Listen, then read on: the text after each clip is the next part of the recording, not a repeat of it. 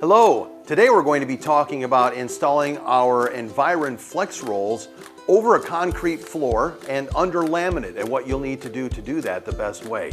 We're taking a look at the roll right now, and there's a couple things I want you to notice on the roll. First of all, here's our cold lead, which is going to have to get routed back over to the wall and then up to the thermostat.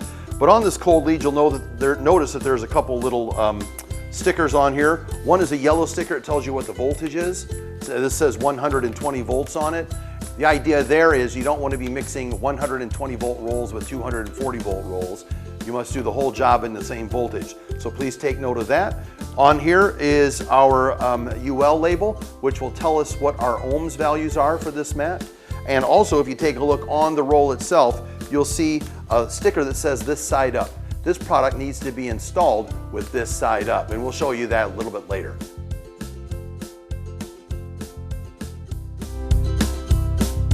Okay, what we've done now is we've put cork down on our cement slab. And the cork does a couple things. It acts as an insulator, which keeps the heat from going down into the slab, and it forces it up through the flooring so you feel more of the heat. And it also gives us a place to route our cold lead cables from the end of the mat back to the wall. The thing to keep in mind with this type of installation is that it's a purely floating installation. The laminate is going to float over the top of this. The Environ Flex Rolls are not fastened down to anything. They float under the flooring, and the cork that's sitting on top of the concrete slab, it is floating also. So this entire system is a floating installation, which makes it about the easiest floor installation you can do for floor heat. I've assembled all the things we're going to need to do our installation. What I've also included here is a circuit check. Whenever you're doing a cut and turn product like this, it's always a good idea to have a circuit check on while you're doing your cuts and turns, because then it can scream at you if you happen to damage the wire while you're doing those. Also, what I like to do is I also like to mark the location of the splice and the cold lead on the cork itself, so I can then remove the product, go ahead and trench out the cork, and then go ahead and put it back down. One thing we need to talk about when you're installing the cork is you lay the cork down in a brick type pattern, so you don't put two of them together as you go like this. You want to make sure you do two here, then you offset like a brick you'd see on the side of a building. All right, we can take a look at the roll right now. We can see where the cold lead enters the roll. This area where the cold lead enters the roll will also have to be trenched out of the cork to allow it to fit flat, so your laminate doesn't teeter-totter when you walk over it.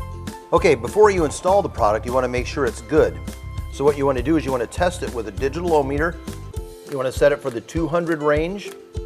And the first test you're going to do is you're going to do from the two core wires, which in this case, since it's a 120 volt system, is from yellow to black. And make sure that that number matches the value that's shown on our tag, and it does. So the next thing we want to do is we want to make sure that we don't have any shorts. And the way to do that is to test from the black to the ground, and we have nothing.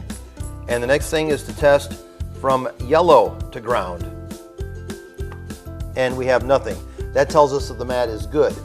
After we do our cuts and turns, we'll do the same test again, and then after we install the flooring, we'll do the same test again.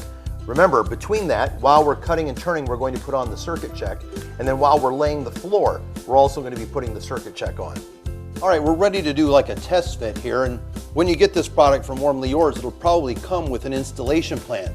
The installation plan will tell you how long to do each run and then when to do the cuts. If you look on the mat itself, you can see that the wire is spaced every 2 inches. And it'll tell you at what distance you are supposed to make your first, second, third, fourth cut. And the idea is if you want the product to be able to turn to the left, you have to cut the mat, never ever cut the wire, and do it here so the product will allow you to turn left. And that's what we're going to do. We're going to make a left turn. So right now I'm going to mark the location of where the mat starts. I'm also going to make a mark of where the cold lead exits the mat, and I'm also going to make a mark on here where the cold lead runs into the mat, because remember, we're going to cut that, trench that out, so it will sit down in the cork and down on the concrete so you don't get that teeter-totter effect.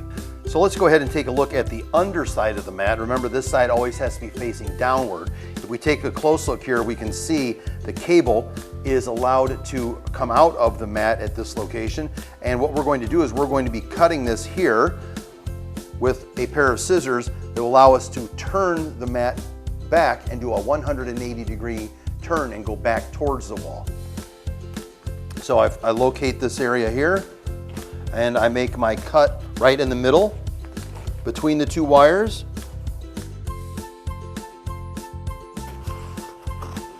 And then make sure I lift the cable up before I cut under it with the scissors.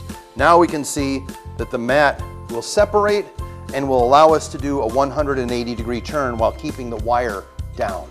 When we do the layout, we should be able to get the mat right next to the other mat. But the thing you want to do is, if you look here, here is the loop from this mat, and here is the loop from this mat. You want to try to offset these loops so the ends are offset. You'd prefer not to put the loops so the two ends are close together. If there's no way around that, then what you might want to do is you might want to move it apart a little bit, because you can't have the wires touching each other. So if you're in a tight space, we suggest moving the mat down a little bit to offset the loops. And if you have the space, maybe move it apart just about 1/4 of an inch or 1/2 an inch, something like that, so these two wires are not touching each other. And at this point, we can go ahead and mark the locations of the mat.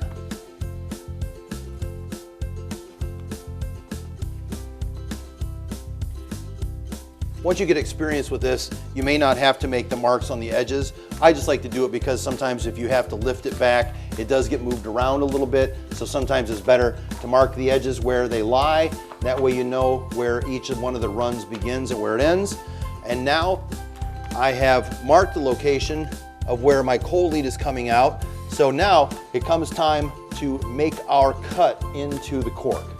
Always make sure that you keep the really sharp blades away from the product.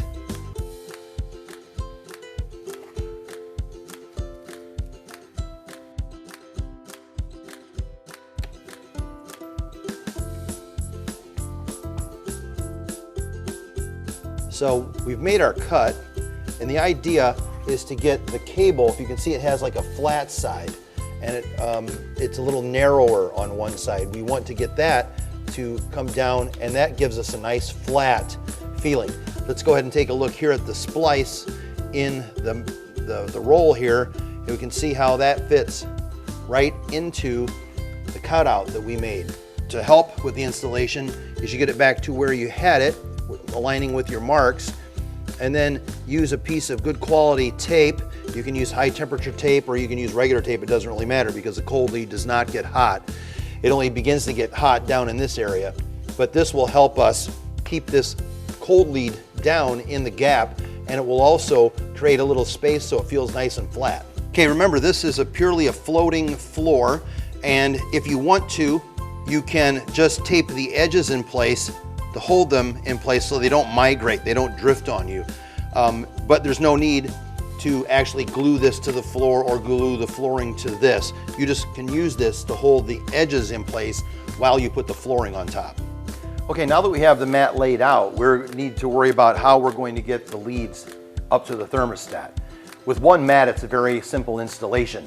You probably want to put a piece of conduit down the wall from the thermostat and put a hole here and route the cable up through the hole in the plate and then up to the thermostat. Your local code may require that you do that in conduit. If so, you'd run the conduit between the floor level and the thermostat. Now let's say that you have 3 or 4 or 5 different mats. Say you have a really big installation. It's going to be very difficult to get all these cold leads up the wall to the back of the thermostat. So if you have a job that's 2 or 3 or 4 mats, what you might want to do is you might want to put a hole in the wall here and mount a junction box at the ground level, because that will allow you to run all of your mats back to the junction box. Make your connection here to a single wire of Romex that runs from here up to the thermostat. With a single job like this, it's very easy to get that wire up. when you're doing 2, 3, 4, 5 mats, you'll want to install a junction box at the base of the wall directly below the thermostat, wire them all here, and then do a single run up the conduit with a single cable. All right, now we need to get our cables or a cold lead back to the wall. So I'm going to mark the location of where the cold lead is running, and I'm going to trench that out so we have a nice smooth surface.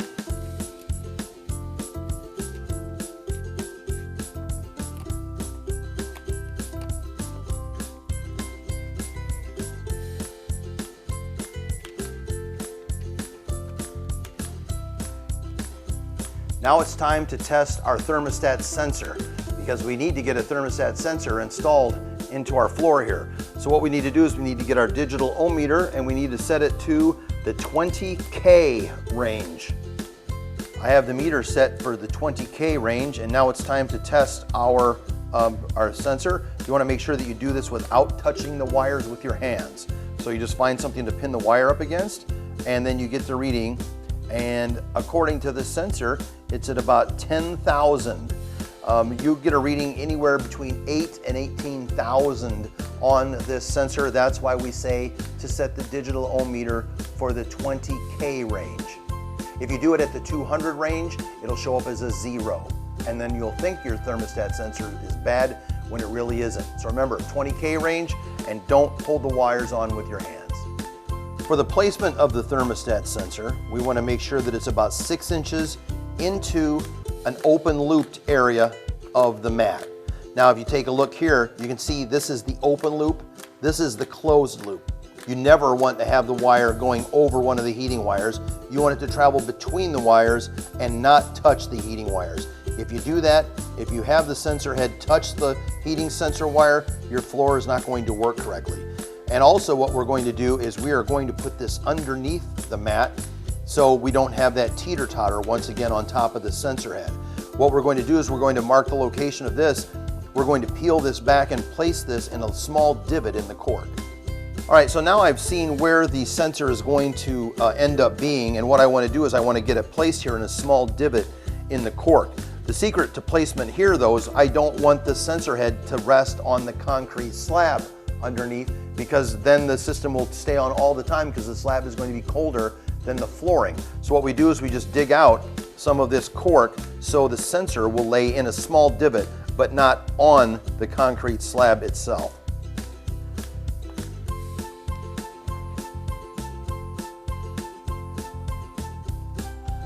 After doing this, you want to make sure that you clean all this area out because you don't want to create a pinch point that might pinch the wire. So I'm going to clean all this loose cork out, and then I'm going to tape this sensor in place in the small divot that I made in the cork. Once again, you're not going all the way through down to the concrete slab. You're just getting it deep enough that it will stay under and in place.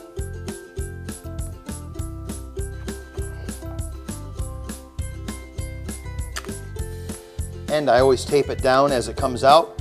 That way it's going to hold it in place to make sure that it doesn't contact either of the wires that it passes nearby. I'm going to now mark the location of this wire because I'm going to trench out a very small groove for the wire to get back to the wall. I never ever run the sensor wire next to the high voltage wire that's supplying power to the mat because it will throw off your thermostat readings. Also, when this enters the wall, you want to make sure that the high power wire goes up the conduit, and if your local code requires a second conduit for the low voltage wire, it goes in a separate conduit. However, some local codes don't require low voltage wiring to be done in conduit. So this would be in conduit and this wire would be loose, not in the same conduit as the high voltage wire.